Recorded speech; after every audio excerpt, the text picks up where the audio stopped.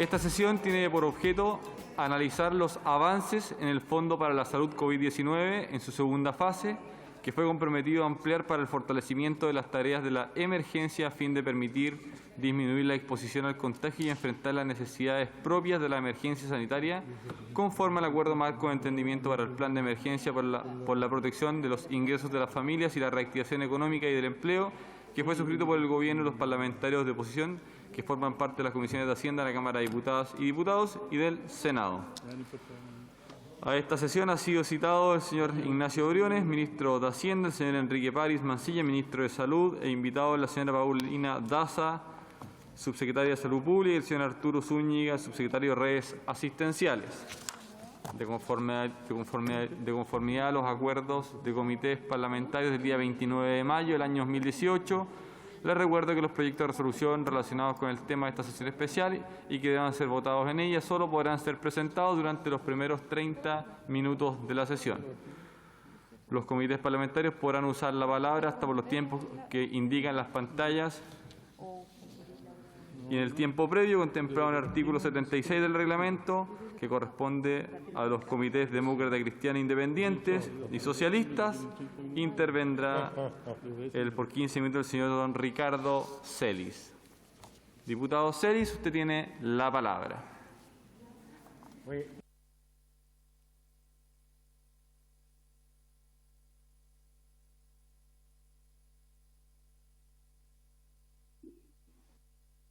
Gracias, presidente. Honorable Cámara, señores ministros. Se ha conversado mucho sobre la pandemia y aún falta mucho por recorrer en esta materia. Tenemos una comisión investigadora que evalúa las acciones del gobierno en relación a la pandemia por SARS-CoV-2, conocida como coronavirus, y adicionalmente se sumarán nuevas comisiones, una que abordará los aspectos referidos a los registros de muerte asociados a la pandemia y otra que revisará los aspectos administrativos vinculados con los arriendos de hoteles o residencias sanitarias, especialmente en espacios de riesgo y algunos procesos de compra. En esta ocasión, y en vista de la realidad de nuestro país hoy día, quiero invitarlo a hacer una reflexión más global sobre los efectos de la pandemia por coronavirus en Chile. La semana pasada tuve la oportunidad de asistir como oyente a la reunión de la conferencia interparlamentaria del Panlatino por la pandemia COVID-19 en América Latina y el Caribe. En ella se observó claramente que los países de América Latina han coincidido en muchos de los ejes estratégicos para abordar la crisis sanitaria y han tenido consecuencias similares en relación a los resultados sanitarios, sociales y económicos que están viviendo los habitantes de los distintos países cuyos representantes estaban reunidos en esta ocasión. Pero la pregunta que sigue latente es, ¿por qué en Chile hemos tenido tan malos resultados en materia de mortalidad y casos por millón de habitantes? Las cifras actuales nos ubican en el 6º lugar en la tasa de muertes por coronavirus a nivel mundial, con una tasa de 530 fallecidos por millón de habitantes, y que por cierto también ubican a nuestro país entre los primeros lugares en tasa de mortalidad en América Latina. Incluso sobre Estados Unidos, que tiene 502 fallecidos por millón de habitantes. Y esta cifra quizás no sea la definitiva, ya que solo considera a aquellas personas lamentablemente fallecidas y con PCR positiva. En Bélgica se consideran las muertes con demostración del virus y también los casos probables, según los acuerdos establecidos en lo que corresponde a la clasificación internacional de enfermedades conocida como CIE-10. En tal caso, las muertes por coronavirus en Chile bordearían los 14.000 personas, como señala el DEIS, lo que elevaría la mortalidad a 719 fallecidos por millón de habitantes, considerando la suma de casos con PCR positivo y demostrando, ¿cierto?, o sumando aún a aquellas personas con casos probables. Señor presidente, es necesario dividir lo que continúa en esta presentación a lo menos en 3 partes. Una, las acciones de inicio de la pandemia en la primera ola de contagio, lo pasado o lo que estamos viviendo, las acciones para el desconfinamiento en curso y las acciones y problemas para la pospandemia. En el primer punto, en primer lugar, en relación a las acciones del inicio de la pandemia, cabe preguntarse si las medidas que tomó el gobierno del presidente Piñera y el MinSal fueron adecuadas para abordar la pandemia. Mi respuesta es sí, aunque en algunos aspectos solamente. Hay diferencias en este tema. Fue relevante darle institucionalidad para enfrentar la pandemia, cosa que no ha ocurrido en todos los países. El gobierno tuvo una rápida reacción e hizo preparativos tempranos. Suspendió la asistencia a clases y jardines infantiles. Además, concentró en una sola mano las camas críticas, en la mano ministerial, y modificó nuestros malos o pésimos indicadores en términos de ventiladores mecánicos invasivos. Fíjense ustedes que esto era de 9,2 ventiladores por 1.000 habitantes, por debajo del promedio de América Latina, que era de 16,6 por 1.000 habitantes. Y además, con una distribución muy inequitativa en diferentes regiones. Curiosamente, las regiones más afectadas, Araucanía, Maule, Antofagasta y Tarapacá, entre otras, tenían los más malos indicadores en ventiladores mecánicos invasivos por 1.000 habitantes. Y esperamos que la compra y llegada de nuevos ventiladores mecánicos invasivos sean correcciones permanentes en esas regiones y a nivel de país. Entonces la pregunta es, ¿qué es lo que ha andado mal? La pandemia ha develado una pobreza y hacinamiento ocultos por un modelo de desarrollo brutal del ráscate con tus propias uñas, con una pobreza disfrazada de clase media o una clase media endeudada hasta la pobreza. Además, tenemos la convicción que se han entregado tardíamente las herramientas a la atención primaria en salud para hacer su tarea. Solamente, y recién, el 4 de junio, se publicó en el Diario Oficial las tareas para la atención primaria en salud. Las seremías de salud politizadas han contribuido bastante a los malos resultados, y por eso nos pareció valioso analizar lo convenido en el marco de acuerdo alcanzado en junio entre algunos sectores de la oposición y el gobierno, ya que este define algunas acciones para ir en ayuda de la economía familiar y a lo menos 400.000 millones para acciones sanitarias, fundamentalmente en la atención primaria en salud durante la pandemia. Y otros fondos que irán en apoyo financiero a los municipios por 150.000 millones. La pregunta es, ¿cómo y en qué se ha entregado este financiamiento? No tenemos claridad y nos parece urgente tenerla. Pese a lo que dice el diputado Bau, la verdad es que esto está en marcha. Hemos aprobado proyectos que están usando parte de estos 12.000 millones. El plan paso a paso difiere por la geografía en nuestro país y permite que nos encontremos en distintas fases de la pandemia a lo largo de este. Algunas en cuarentena, otras con escasa afectación y otras que están ingresando en un proceso de confinamiento. En todos estos casos, el rol que debe jugar la atención primaria es muy relevante en todo lo que concierne al testeo, la trazabilidad, el tratamiento y el aislamiento en residencias sanitarias o en su hogar. A continuación entregaré algunos datos para un análisis crítico en la materia. En la semana móvil de 7 días del 11 al 18 de junio, teníamos una prevalencia diaria de 5.655 casos promedios día de nuevos contagios, y en ese entonces se realizaban 17.446 exámenes promedio día, con una positividad del 32%. Hoy, a nivel de país, lo que hemos conocido en la última semana móvil de 7 días, tenemos 1.613 casos nuevos promedio, con 24.250 exámenes y una positividad cercana al 7% promedio país. Es decir, estamos cumpliendo las recomendaciones de 10 exámenes por cada caso detectado que han señalado distintos órganos técnicos nacionales e internacionales. Pero eso no ocurrió en el pico. No se usó la misma regla. ¿Cuánto perdimos en trazar? ¿Cuánto perdimos en trazabilidad?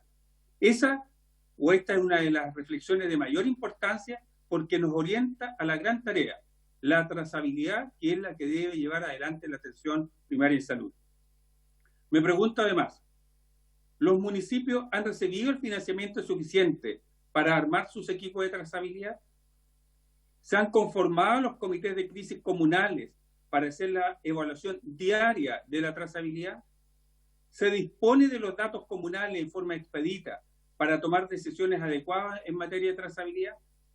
Estas preguntas son las que nos han motivado como bancada y a otras bancadas a solicitar esta sesión especial, las cuales esperamos no deben quedar sin respuesta. Todo dice de la necesidad de un sistema de trazabilidad robusto, pero al parecer este se está instalando recién. En tanto, avanzamos a mayor velocidad con desconfinamiento. Y esta es una ecuación, a nuestro entender, imperfecta. No hay equipos robustos de trazabilidad y el desconfinamiento está avanzando a una velocidad muy superior a la instalación de estos equipos. La OMS describe factores que deben estar presentes en los países que inician el desconfinamiento o levantan las restricciones. 1, lo primero es que la transmisión del virus debe ser controlada. 2, que los sistemas de salud estén preparados para detectar, aislar, tratar y trazar. En tercer lugar, minimizar los riesgos de nuevos brotes en residencias de adultos mayores y centros de salud. La cuarta condición es que los lugares de trabajo, colegios e infraestructuras esenciales dispongan de las medidas preventivas al riesgo de importación de nuevos casos. Y la última condición es que la sociedad esté totalmente educada, comprometida y capacitada para ajustarse a las normas sanitarias. De la misma manera señalan que entre cada fase debe establecerse un periodo de 2 semanas para identificar eficazmente el riesgo de nuevos brotes y responder a los mismos de manera adecuada y oportuna. Las medidas deben basarse en evidencia científica y sustentarse en datos establecidos en tiempo real y señalan que para reducir el riesgo de nuevos brotes, las medidas deben ser levantadas en forma gradual y escalonada basándose en factores de riesgo epidemiológico y en los equilibrios de los beneficios socioeconómicos. El Consejo Asesor de Chile fijó 4 medidas e indicadores especiales para desconfinar. 1, la demanda asistencial en UCI con ocupación de camas críticas por debajo de un 85%. 2, la incidencia de casos, que se requiere un descenso de nuevos casos de modo objetivo y sostenido, lo que significa que el número de reproducción efectivo, el RE, sea menor a 1 y que definirán operacionalmente como áreas libres del coronavirus aquellas con 0 casos en los últimos 28 días.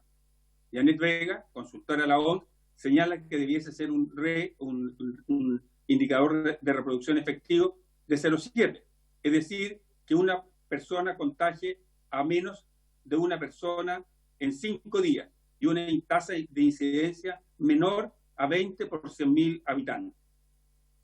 En relación al testeo y el nivel de positividad, el Consejo Asesor sugiere adoptar los criterios OMS de una muestra por cada 1.000 habitantes, ¿cierto?, por semana, por comuna, y que la positividad sea menor de un 10%. Algunos expertos señalan que es importante identificar a los asintomáticos, aislarlos y trazar sus contactos, y lo relevante es que los sintomáticos representan el 90% de todos los detectados.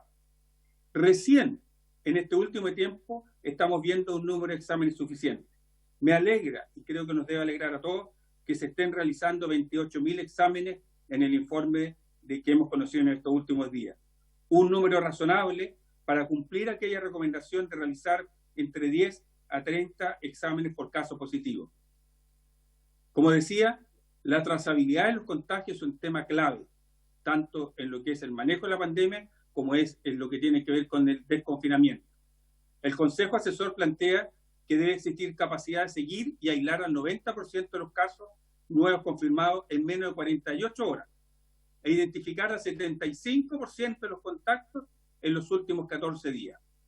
El 60% de los casos nuevos debe provenir de los contactos en seguimiento y además señala que debe existir una entrega de resultados en un máximo de 24 horas.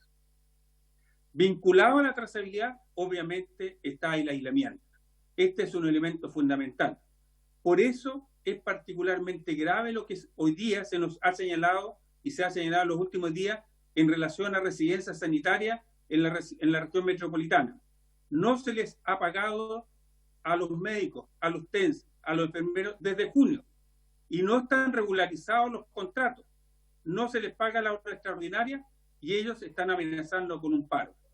Esta falta de gestión no tiene explicación y necesita resolverse ahora ya. Esto es un elemento clave. ¿Qué pasa con el financiamiento acá? Es una pregunta que tiene que ver con lo que nos convoca hoy día. Y en relación al punto del desconfinamiento, como se debe ser en fase, se debe estar atento a los cambios, debe existir educación permanente en la comunidad, mantener las medidas sanitarias de aseo, desinfección de espacios cerrados con circulación de personas. Es relevante que la ciudadanía no se relaje, y lo que hemos visto ha sido una ciudadanía que se ha relajado.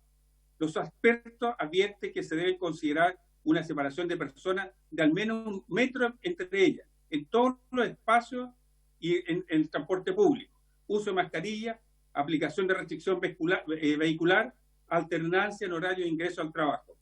Es muy necesario que exista una estrategia comunicacional de riesgo con el objetivo de reducir la incertidumbre, y así la comunidad puede seguir contribuyendo y tener mayor adherencia a las indicaciones de la autoridad sanitaria. Y en este punto, de acuerdo a las recomendaciones de la OMS, es indispensable desarrollar campañas intensas de información que permitan mantener educada e instruida a la población, sobre todos aquellos aspectos que deben salir o no de su casa, etc. Sin embargo, aquí el propio ministro ha reconocido que esto no ha funcionado bien en lo comunicacional. Eso se debe mejorar, es un elemento potente, eficaz y también necesita financiamiento. También es necesario disponer de protocolos de funcionamiento en organismos públicos y privados que sean conocidos para la continuidad de sus funciones. Que se incorporen medidas de prevención física, la higiene, el autoaislamiento. Adicionalmente, un tema muy importante. Muchas gracias, diputado Celis. Queremos aprovechar de saludar al ministro de Hacienda y al ministro de Salud, que están conectados de manera telemática. Le ofrecemos la palabra al diputado José Miguel Castro y luego a la diputada Andrea Parra. Diputado Castro, tiene la palabra.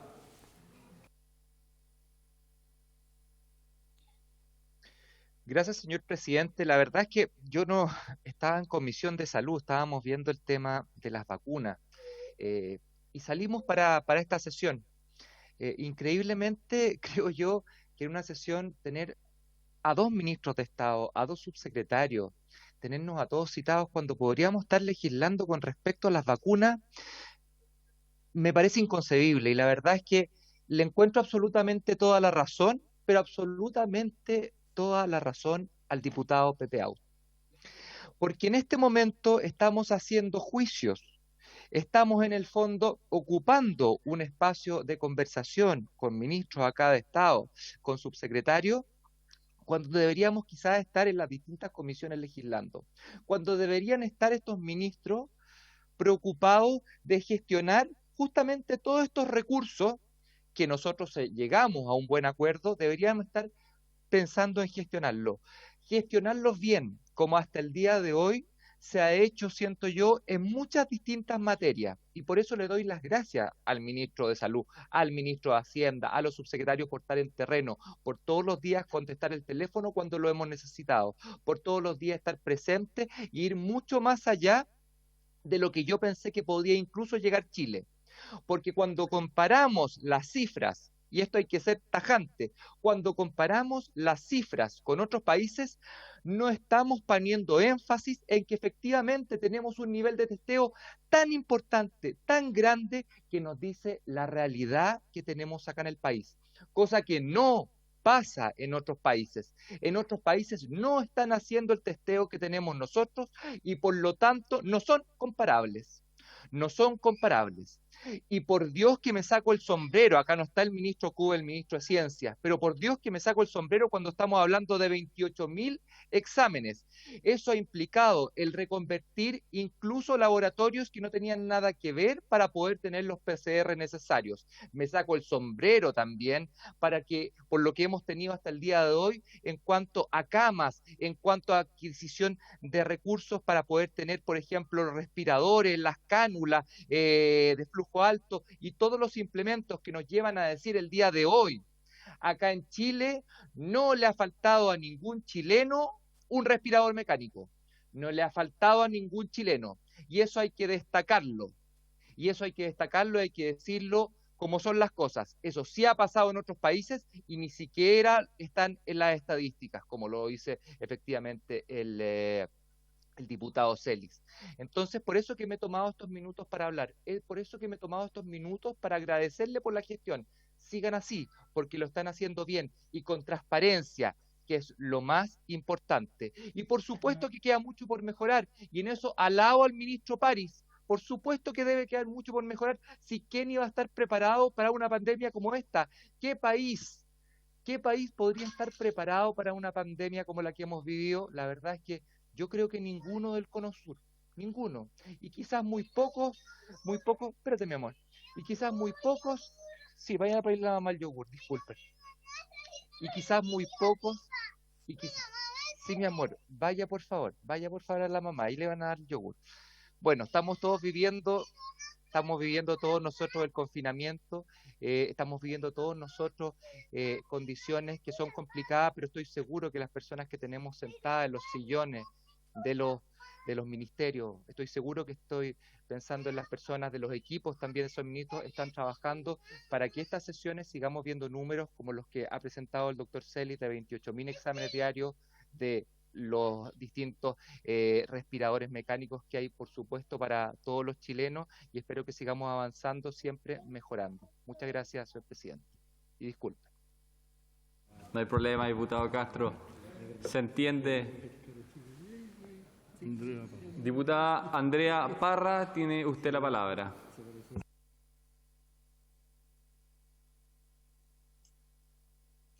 Gracias, presidente.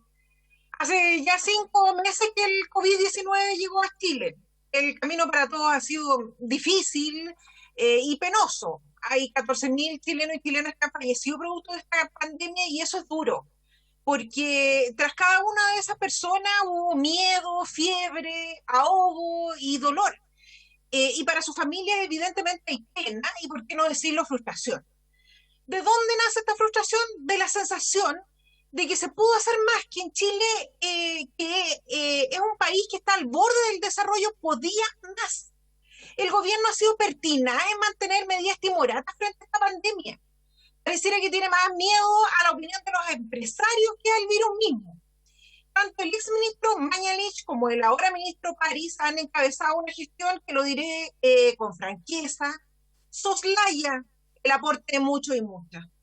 No solo respecto de este Parlamento, que lo ha llevado a incumplir compromisos como los 400.000 millones comprometidos para la salud primaria, que hasta donde sabemos solo completan poco más de 90.000 millones ahora comprometidos, una nueva cifra que no era lo que inicialmente se había dicho, sino que también otros organismos de la sociedad civil, centros de estudio y especialistas de diversa índole.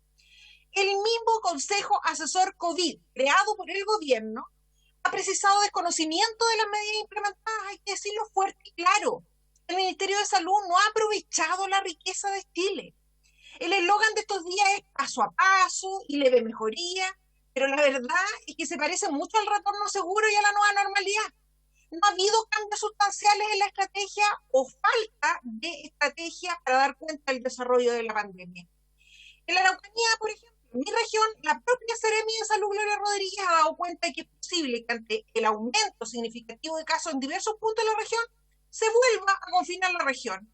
¿Cuál es la explicación? Pues la de siempre, la que la gente no ha hecho caso de la medida restrictiva ni modificado sus conductas, sino que ha retomado sus hábitos cotidianos como si fuera un periodo normal. Señor presidente, en este punto es donde el MinSal se equivoca.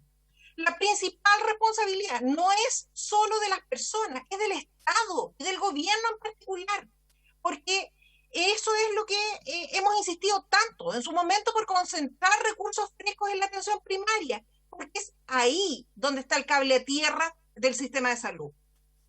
Es desde la atención primaria donde se detectan los casos, donde se monitorea a las personas contagiadas en tanto su salud como su respecto a sus hábitos, y del cumplimiento, ¿no es cierto?, del aislamiento. Es la atención primaria donde se hace la acción preventiva, donde se limita el riesgo y el surgimiento de brotes. Por eso nos parece impresentable esta situación y pertinaz la tosudez en desligarse del gobierno de su responsabilidad, refugiando sus errores y desidia en la falta de disciplina de las personas. Esto no da para más. Insistiremos hasta... Muchas gracias, diputada Andrea Parra. Punto de reglamento, diputado Mellado. Luego se prepara el diputado Félix González. Sí, Sí, presidente, solo decirle que estamos al filo de la cantidad de parlamentarios, bajamos de 52 a 41, a 30, y muchos de los parlamentarios que veo aquí que firmaron esta solicitud no están presentes ni físicamente ni telemáticamente.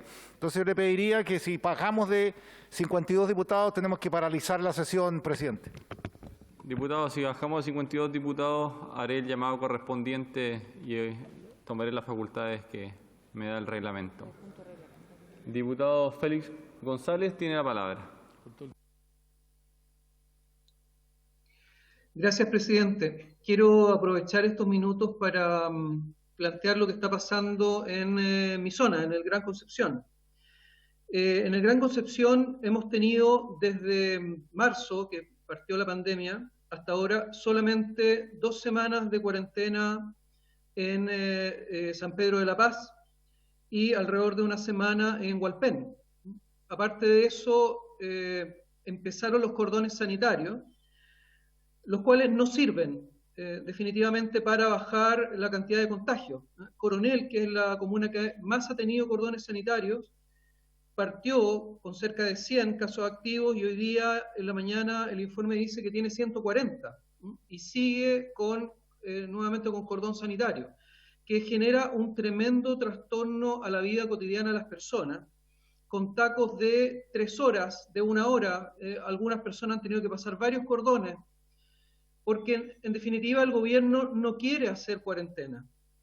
Y para no hacer cuarentena inventa estos cordones que generan un gran trastorno y por lo tanto parece que son una gran medida, pero que no baja la cantidad de contagio. Entonces vamos directo a una situación como la que está teniendo la región metropolitana, con muchos más contagios, siendo hoy día además el país que en el mundo más contagios tiene por habitante y uno de los países que más tiene fallecidos por habitante. Entonces, si el gobierno no quiere tomar acciones, creo que lo que nos espera es simplemente seguir aumentando los contagios. Yo le hago un llamado al gobierno a que retire los cordones sanitarios, porque no sirven los cordones sanitarios para poder bajar los contagios, y si se quiere tomar una medida que efectivamente nos permita resolver este problema, esa medida es la cuarentena. Y si se va a generar trastorno y sufrimiento a la gente, que sea por una medida que efectivamente nos permita salir de este problema. Así que yo esperaría que en esta misma sesión el gobierno pudiera darnos respuesta a eso, ¿no? De cuáles son las consecuencias de los cordones sanitarios, porque evidentemente no están sirviendo para nada. Tenemos también denuncia de vecinos que luego de 1 hora de estar en un taco para pasar un cordón sanitario, simplemente a los autos se les deja pasar, no se les controla ni permiso, ni temperatura, ni nada. Simplemente son tacos que el gobierno pone para hacer creerle a la gente que está tomando medidas y no las está tomando. Muchas gracias, presidente.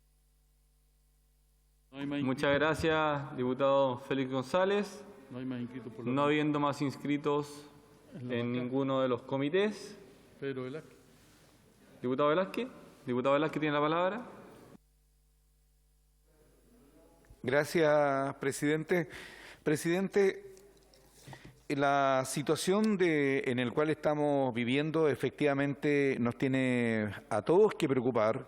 Yo primero quisiera agradecer al diputado Celis de esta sesión, que por cierto debería haber mucho más parlamentario, porque es una situación delicada, grave y que es necesario que se tenga que discutir en esta Cámara sobre la situación que está pasando en el país. Yo quisiera decirle, señor presidente, y a vuestros miembros, de cuando uno se acerca a personas que están tomando o que están en estos cordones sanitarios, ustedes no van a creer que la cantidad de carabineros que ni siquiera tienen recursos para hacerse los propios exámenes. Y la institución no está llevando a cabo que los carabineros, quienes tienen que fiscalizar, así como también funcionarios municipales, no lo están porque no tienen ni siquiera ellos la seguridad si están con el COVID o no. Por lo tanto, el llamado que yo le hago al presidente de la República, tal como lo hizo la diputada Parra, que acá lo que hay que fortalecer es la atención primaria. Hay una lista de más de 300 médicos chilenos que estudiaron al extranjero, que están esperando una oportunidad para poder trabajar y que el gobierno se comprometió, los ministros Mañalich se comprometió en su tiempo de poder darle las facilidades que pudieran trabajar y especialmente la atención primaria, y esto no ha ocurrido. Por lo tanto, tenemos 300 médicos chilenos que podrían estar asesorando, orientando y sobre todo, ¿cierto?, ir en ayuda de cientos de chilenos. Pero para eso se requiere la voluntad del gobierno, se requiere la voluntad del Estado de Chile, y en ese ámbito yo le hago un llamado urgente al presidente de la República, que el Ministerio de Salud no lo puede hacer todo, como en un momento ocurrió, y por eso es el gran aumento que tenemos nosotros acá. Acá tiene que dársele facilidades, dar recursos, y el sistema que utilizó Corea del Sur de contratar médicos y visitar domicilio, hacer unos plan cuadrantes para visitar a una cantidad de personas, y no como lo que ocurrió en Coquimbo, donde 2 ancianos fueron encontrados fallecidos después de una semana por el COVID-19. Por lo tanto, la atención primaria tiene que ser fortalecida económicamente y humanamente y técnicamente. He dicho, señor presidente. Muchas gracias, diputado Velázquez. No habiendo más inscritos, se ofrece la palabra. ¿Nadie más se inscribe? No. Muy bien. Bueno, ministro de Hacienda ha pedido hacer uso de la palabra. Ministro tiene la palabra, luego. Está sin cámara, el señor ministro. Ahí sí. Ministro, usted tiene la palabra. Luego el ministro París. Muchas gracias, presidente. Buenas tardes. Por su intermedio, saludar a los diputados y las diputadas. Pedir excusas por la conexión, estoy en desplazamiento, pero quería sumarme a esta sesión para entregarles alguna información que seguramente va a ser complementada enseguida. Presidente, lo primero es señalar que, como es de público conocimiento, la creación de este fondo COVID extra presupuestario, que quedó plasmada en el Acuerdo Nacional de mediados de junio, están en su proceso legislativo. Ustedes lo votaron la semana pasada y ahora pasa al Senado. Por lo tanto, mientras el vehículo no esté completamente zanjado y legislado, es difícil, la verdad, poder dar cuenta expedita y detallada de los recursos que van ahí dentro, ¿no? Entonces quiero consignar eso como un primer punto. Con todo, presidente, el acuerdo nacional que mandata la creación del fondo COVID, como usted recordará, establecía que aquellos gastos no legislados a la fecha, que tuvieran que ver con la naturaleza propia del fondo, que era atender la emergencia sanitaria, los ingresos de emergencia de las familias, el IFE y otros, clase media, otros beneficios, así como aquellas medidas relacionadas con la reactivación, la recuperación económica y el subsidio del empleo, son materias que naturalmente entran en ese fondo y que se van a ir rindiendo cuenta naturalmente de forma transparente por los controles del caso a medida que se vayan produciendo. Digo esto además, presidente, porque naturalmente hay una serie de iniciativas legales que hoy día están en discusión, entre otras aquella que nos va a convocar mañana una comisión mixta relativa a las medidas tributarias transitorias que forman parte de este acuerdo y de los recursos que entran a este fondo, y que obviamente no se pueden esperar mientras la legislación no esté completada, el proceso legislativo. Y así junto con otras medidas. Entonces yo diría que este es un proceso gradual que requiere la aprobación del vehículo, el fondo COVID, y a su vez la aprobación de los proyectos legales para ir dando cuenta de aquello. Ahora, se me ha pedido también referirme a los recursos de salud, presidente. Yo quiero hacer un breve resumen de los recursos movilizados en esta materia, partiendo por señalar, como se dijo, como dijimos,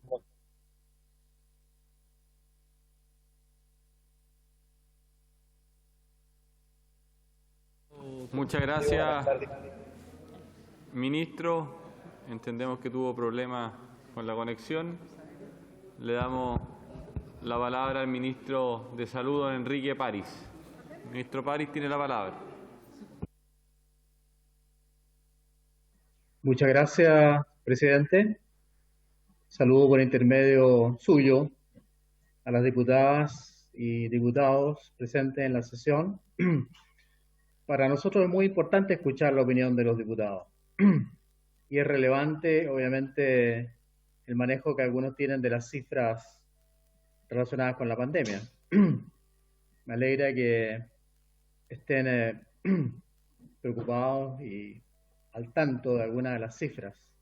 Sin embargo, quiero corregir, por ejemplo, al diputado Celis, porque Chile no está en el cuarto ni el quinto lugar de los países con más mortalidad por millón de habitantes. Está en el 9º lugar y aquí está el cuadro que publica hoy día World in Data. También quiero corregir otra opinión que se dio con respecto a la trazabilidad. Y en la página web del Ministerio sale todas las semanas el informe, que lo pueden leer y lo pueden bajar. La trazabilidad, la oportunidad de trazabilidad, la oportunidad de investigación antes de 48 horas. Voy a dar unos ejemplos. Colina, 94%. Las Condes, 93%. María Pinto, 100%. Tiltil, 100%. Vitacura, 100%. Ñuñoa, 95%. No es que quiera polemizar, pero yo creo que hay que revisar las cifras día a día. El Ministerio publica las cifras día a día, con un gran esfuerzo de los funcionarios de salud. Aquí no es el ministro el culpable de lo bueno o el culpable de lo malo. Son los funcionarios los que han estado trabajando enormemente y con gran esfuerzo. Y algunos de ellos han fallecido, como ha dicho la diputada Parra, y le encuentro toda la razón. Y los hemos acompañado en su dolor. Nadie ha estado ajeno a esa circunstancia.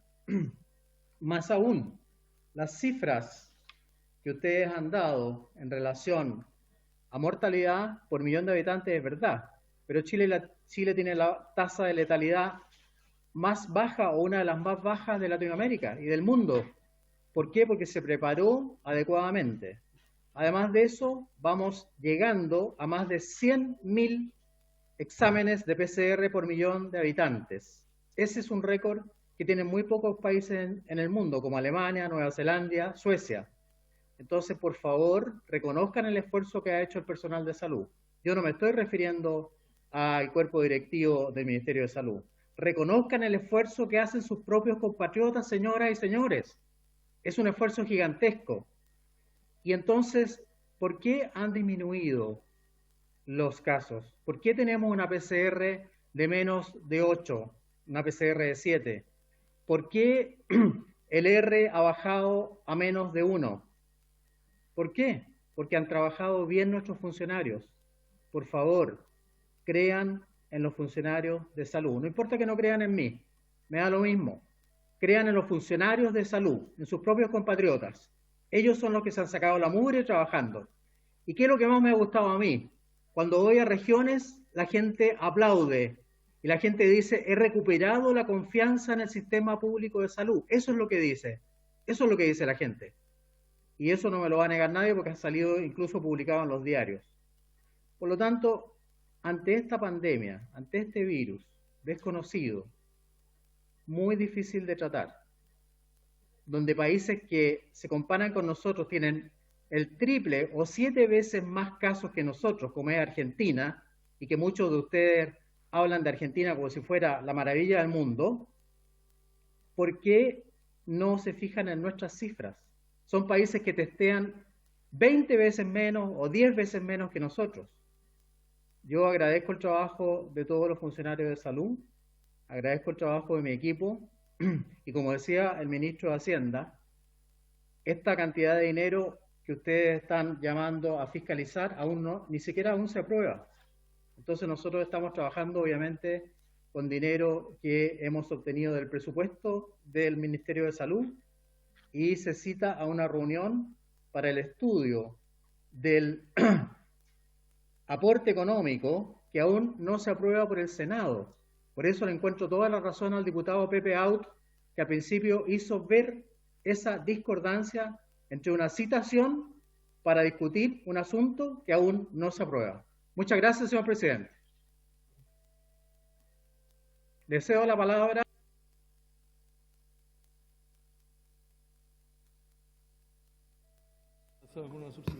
Le cedo la palabra al subsecretario de redes asistenciales.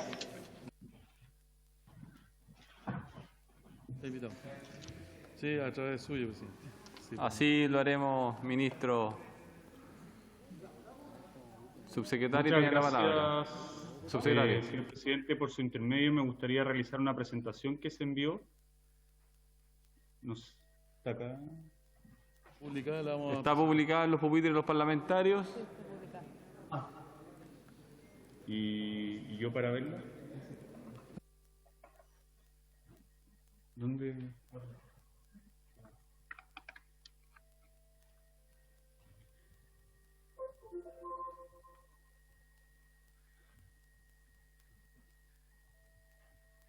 Subsecretario, tiene la palabra. ¿Cuál es el documento? Acá estamos. Voy inmediatamente, estoy tratando de compartir la pantalla. El anfitrión, no tengo la función, presidente, para compartir la pantalla. Se la estamos dando en este minuto, subsecretario. Muchas gracias.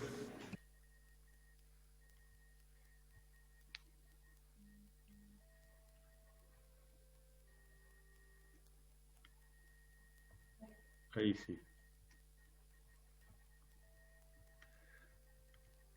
Bueno, por su intermedio, señor presidente, quisiera hacer una presentación acerca de lo que mencionó el ministro, de la preparación que hubo en la Subsecretaría de Redes Asistenciales, el Ministerio de Salud, para poder enfrentar apropiadamente lo que es la peor pandemia en los últimos 100 años. El 31 de diciembre la Organización Mundial de la Salud informó acerca del primer caso de coronavirus y apenas tuvimos información acerca de los primeros casos, se estableció un plan de acción COVID-19. Y ese plan de acción tuvo 4 ejes principales, siendo el más importante de ellos la preparación de los funcionarios de salud.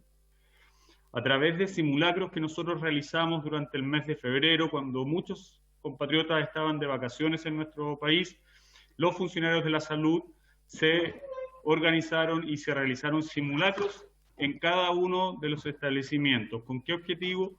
Con el objetivo de disminuir la probabilidad de estar en contacto con algún paciente de coronavirus y de esa forma disminuir la cantidad de contagios en nuestro personal. Obviamente, para disminuir también la contagiosidad dentro del personal, de acuerdo a lo informado por la Organización Mundial de la Salud, lo más importante era contar con los elementos de protección personal. Y es así como el día 5 de febrero se mandata a la Central Nacional de Abastecimientos para que comprara más de 30.000 millones de pesos en elementos de protección personal. A esta fecha ya hay 54 millones de insumos, entre guantes, mascarillas, batas, escudo facial, alcohol gel, que se han comprado para cada uno de los funcionarios de nuestros hospitales y de nuestros consultorios. Y esto ha permitido que, en comparación con otros países, tengamos una baja tasa de contagio de nuestro personal. Estamos hablando de un 6%, cuando países como Europa, Italia, otros países, Estados Unidos, tienen una tasa que van entre el 10 y el 20% de los contagios que son del personal de salud.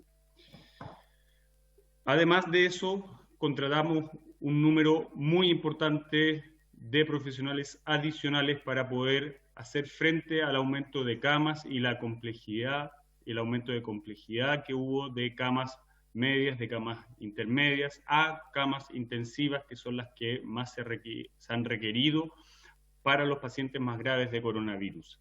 Parte importante de estas contrataciones se realizaron en conjunto con el Servicio Civil, a través del programa Yo Sirvo a mi País, y que permitió que casi 2.000 personas pudiesen contratarse en distintas regiones de nuestro país a través de la plataforma creada por el Servicio Civil.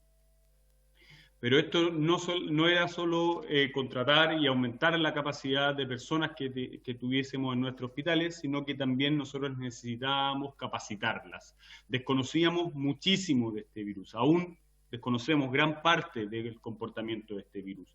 Pero con la poca información que teníamos en esos momentos y en conjunto con la Sociedad Chilena de Medicina Intensiva de nuestro país, comandada por el doctor Tomás Regueira, pudimos capacitar a más de 74.000 personas a través de conexiones que se realizaron desde el hospital digital que sirvió para poder llegar a cada uno de los rincones de nuestro país. No solamente a las unidades de paciente crítico de los hospitales, sino que también a los servicios de medicina, a los servicios de urgencia, a los servicios de cirugía, incluso a los servicios de atención primaria, especialmente los SAPU, los SUR, los SAR de nuestro país, que también han hecho un gran trabajo para poder atender a quienes lo han necesitado. Además, quiero destacar el trabajo que han hecho algunos funcionarios que voluntariamente, y acá muestro una foto de los trabajadores del hospital de Punta Arenas, que después de haber pasado una primera ola hace 3 meses atrás, voluntariamente quisieron ir a ayudar a sus compañeros del hospital de Calama. En estos momentos ellos están allá, afortunadamente la situación en Calama ha ido a la baja, pero que quiero destacar este gesto que también han seguido otros funcionarios de la salud de Los Ángeles, de Santiago, que se han movilizado hacia otras ciudades del país para ir en ayuda de sus compañeros de trabajo con el objetivo de atender de buena forma y con el cuidado necesario a cada paciente que lo ha requerido. También nos hemos reunido, y esto ha sido de forma permanente, semanalmente, desde ya fines de enero, con cada uno de los dirigentes nacionales de los gremios de la salud, tanto de atención primaria como de los hospitales de nuestro país. Y en base a esas reuniones han surgido muchas soluciones que obviamente desde un nivel central cuesta mucho saber qué es lo que sucede. Y los dirigentes nacionales de cada uno de estos gremios han cumplido un rol fundamental en traer los requerimientos y las necesidades de los trabajadores de los establecimientos de salud. Estamos hablando de, por ejemplo, que sea catalogada como una enfermedad laboral el COVID por parte del suceso a los funcionarios de la salud. Estamos hablando de este seguro de vida que la Asociación de Aseguradoras ofreció gratuitamente a cada uno de las familias de los funcionarios que han fallecido. Estamos hablando de un programa completo de salud mental. Y eso es un tema muy importante que me podría explayar mucho en otra citación que ustedes me puedan invitar. Todo el trabajo que se ha hecho en cuanto a residencias laborales, es decir, los funcionarios de la salud están más expuestos a contagiarse y ese riesgo, obviamente, hay muchos que viven con adultos mayores, que viven con enfermos crónicos y que no pueden llevarlo a sus hogares. Y esto y otras medidas que próximamente ustedes van a tener que ver en otros proyectos de ley han sido tratadas en estas reuniones que semanalmente, los días lunes a las 4 de la tarde, tenemos con cada uno de los dirigentes nacionales.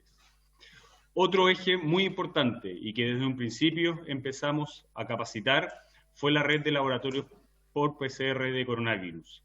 Hay que recordar, solamente teníamos un laboratorio en febrero, que era el laboratorio de nuestro Instituto de Salud Pública, que era capaz de procesar hasta 500 muestras diarias. Pero a partir de esa experiencia y capacitando a funcionarios de distintos laboratorios de nuestra red de salud pública en un comienzo y posteriormente a redes privadas, así como también a red de laboratorios universitarios, es que hoy día tenemos 115 laboratorios desde Arica a Magallanes en cada una de las regiones de nuestro país. Y los últimos días ustedes han podido ver en que hemos llegado a 28.000 exámenes diarios. Estamos con una capacidad que crece día a día con el objetivo de testear, trazar y aislar, que es la recomendación que todos los técnicos del mundo han recomendado para enfrentar esta crisis. Con esto ya estamos acercándonos a los 2 millones de exámenes por PCR y como lo dijo el ministro, estamos llegando a la cifra de 100.000 por cada millón de habitantes. y esto hay regiones que lo han hecho muy bien. Quiero destacar especialmente a la región de Atacama, que está realizando una cantidad de exámenes muy alto, así como también a la región de los lagos. Otro tema que es muy importante y que sonó mucho durante los primeros meses de esta pandemia fue el aumento y la complejización de camas. Nosotros teníamos una red de salud pública con 28.000 camas, 27.000 camas aproximadamente, teníamos una red de salud privada con cerca de 12.000 camas y que en conjunto teníamos 38.000 camas, pero sabíamos que necesitábamos más camas y es por eso que establecimos aperturar 4.000 camas adicionales. ¿Y esto cómo lo logramos? Con la apertura anticipada de 5 hospitales, como son el Hospital de Ovalles, el Hospital de Angol, el Hospital Dr. Mauricio Heyermann, el Hospital de Padre de las Casas, que es un hospital totalmente nuevo, el Hospital Félix Bulnes en la región metropolitana y el Hospital Gustavo Frique en la ciudad de Viña del Mar. Estos 5 hospitales aportaron 1.700 camas adicionales a la red de salud pública de nuestro país. ¿Por qué? Porque se mantuvo la utilización de los hospitales antiguos de cada una de estas ciudades, a excepción obviamente del nuevo Hospital de Padre de las Casas que no existía previamente. Además, compramos 5 hospitales modulares de 100 camas cada uno, que hoy día están instalados en la ciudad de La Serena, a un costado del Sotero del Río, a un costado del Barros Luco, en la ciudad de Limache y en la ciudad de Concepción. ¿Para qué? Para poder tener la flexibilidad de desarmar y armar rápidamente cada uno de estos hospitales y poder trasladarlos a cualquier región, a cualquier ciudad del país que lo requiera. Y eso hoy día se puede realizar en caso de que en alguna de las ciudades en donde esté instalado disminuya a tal nivel la cantidad de contagios que ya no sea necesario este hospital modular. Además, instalamos el centro hospitalario Huechuraba, centro hospitalario que permitió poder tener hasta 682 pacientes que han egresado. Es decir, estamos hablando de poder vaciar el Hospital San José completo desde el centro hospitalario Huechuraba. Estamos hablando de que si no hubiésemos tenido ninguna de estas recintos extraordinarios, el sistema de salud hubiese colapsado el día 5 de mayo. Además, en lo que es la complejización de camas, habilitamos el ex hospital militar, el ex hospital Félix Bulnes de la comuna de Providencia, que hoy día hemos denominado Hospital Metropolitano, para poder aumentar nuestra cantidad de camas intensivas.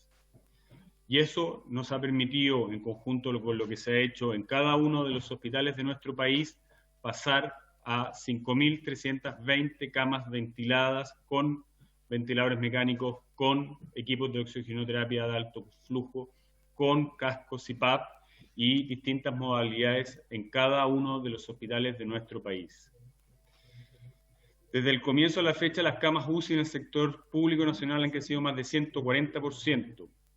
Para hacer una comparación, desde el año 2010 al 2019, es decir, 10 años, el total de crecimiento fue de un 64%. Con esto quiero traducir la magnitud del esfuerzo que han hecho nuestros funcionarios de la salud en cada uno de los hospitales de nuestro país.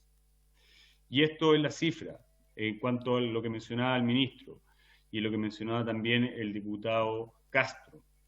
En cuanto a que cada vez que hemos requerido un ventilador mecánico, este ha sido dispuesto para el cuidado de nuestros compatriotas. Pero no solamente esta pandemia se ha enfrentado desde el sector hospitalario, sino que también se ha enfrentado, y de muy buena forma, desde la atención primaria de salud. Hemos implementado desde un comienzo y nos hemos reunido con los alcaldes durante los meses de enero y febrero para planificar cuáles iban a ser los programas que se implementarían desde la atención primaria. Y es con eso que hemos definido la atención domiciliaria, en donde hemos aumentado a más de 15.000 los pacientes que han pasado por esta estrategia de hospitalización domiciliaria en comparación a la misma estrategia durante los años normales, por ejemplo. La hospitalización domiciliaria, es decir, tal como lo he mencionado, también necesitamos atender a los pacientes crónicos que hemos tenido. Y eso se ha hecho con visitas domiciliarias, a través de la entrega de medicamentos, a través de la visita de un profesional, y eso no aplica solamente para los crónicos, sino que también para distintos tipos de prestaciones que se hacen desde la atención primaria, como es el control del niño sano, el control pre-parto y una serie de otras prestaciones que se han hecho por seguridad con una visita domiciliaria. La atención anticipada de establecimiento. Ahí está el listado de todos los establecimientos de atención primaria que estaban en sus fases finales de pasos administrativos que hemos adelantado para ponerlos a disposición de la ciudadanía. Y eso es lo que lo comentaba, la reunión con cada uno de los alcaldes, con los representantes de las asociaciones de los alcaldes, y que obviamente esas se mantienen hasta el día de hoy de forma periódica para poder ir aunando el trabajo y obteniendo de parte de los alcaldes, que tienen toda la territorialidad que requiere el enfrentamiento de una pandemia, a través de los CEFAM y consultorios de nuestro país. El fortalecimiento de la coordinación, que a través de un fortalecimiento de la UGSC, que es la Unidad de Gestión Centralizada de Camas, que es una estrategia que existe desde el año 2009, que se fortaleció para poder dar frente. Nosotros en situaciones normales realizábamos 500, 600 traslados, llegamos en mayo a realizar 1.500, en junio 1.300, en julio casi 1.200 derivaciones, tanto intrarregionales como interregionales. ¿Y eso qué permitió? Que cada vez que un paciente necesitó una cama, independiente de la ciudad donde estaba, pudo obtenerla a través de un traslado, ya sea de un paciente, o el traslado de una ventilación mecánica, de un ventilador mecánico, o el traslado de un equipo de salud, como el ejemplo que di de la ciudad de Magallanes. Ahí están las derivaciones que hemos realizado, siendo la región del Biobío y la región de O'Higgins las regiones que más pacientes han recibido desde otras regiones del país, a quienes agradezco obviamente por todo el trabajo que se ha significado lo que han hecho en los hospitales de la región del Biobío y también en especial el Hospital Regional de Rancagua. Eso es todo, presidente, en cuanto a la preparación de la red asistencial. Termino con esto mi presentación. Muchas gracias por su intermedio a todos los diputados que me permitieron presentarles esto. No hay nada. Muchas gracias, subsecretario. Vamos a poner entonces en votación la resolución.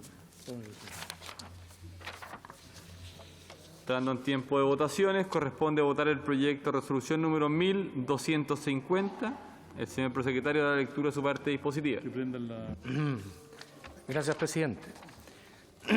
Proyecto de resolución 1250 de los diputados señores Raúl Soto, diputado Loreto Carvajal, diputado Ricardo Celis, doña Cristina Girardi, don Rodrigo González, don Tucapel Jiménez, Carolina Marzán y doña Andrea Parra, que en su parte dispositiva señala: la Cámara de Diputados acuerda solicitar a Su Excelencia, el Presidente de la República, adoptar las medidas necesarias para actuar eficientemente en el manejo de la pandemia del COVID-19, para lo cual proponemos la adopción, al menos, de las siguientes medidas sanitarias y económicas. 1.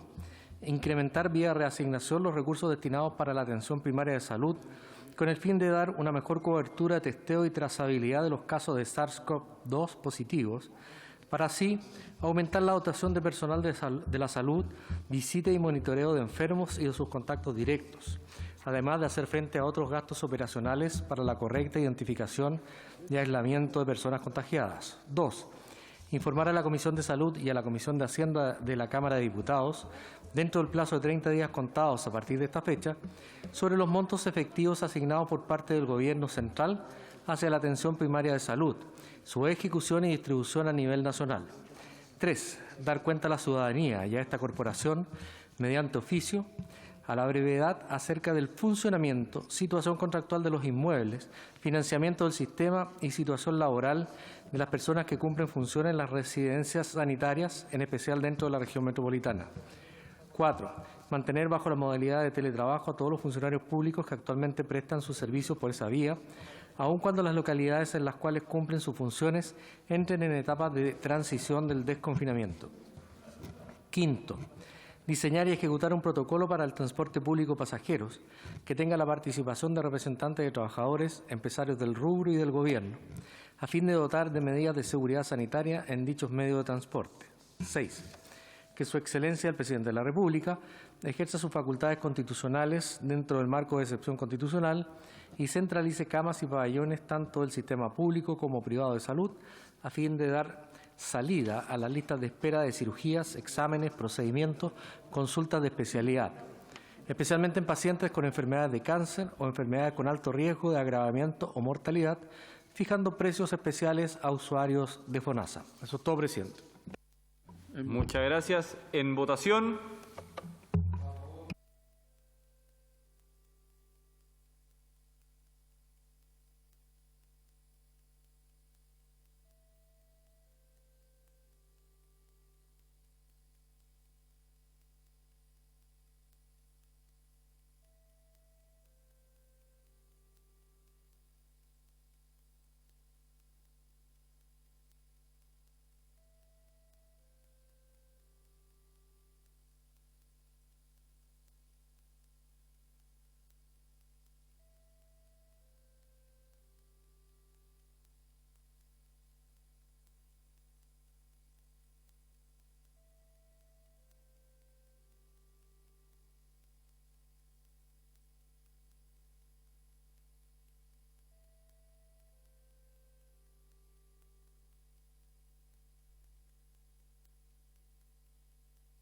¿Han votado todas las señoras y señores diputados? ¿Me falta alguno ya? No. Primero... Diputado don Ramón Barros. Pedro, te vamos a sancionar. ¿Está conmigo? Tiene que abrir el micrófono, Ramón. Abra su micrófono, diputado Barros.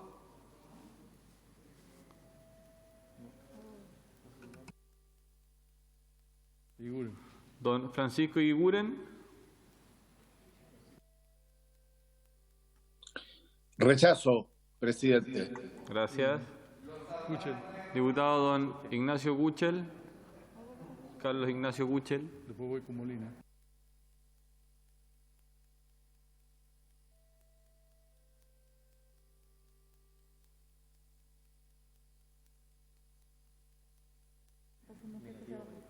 Yo bien. En contra, vicepresidente. Diputado don Andrés Molina.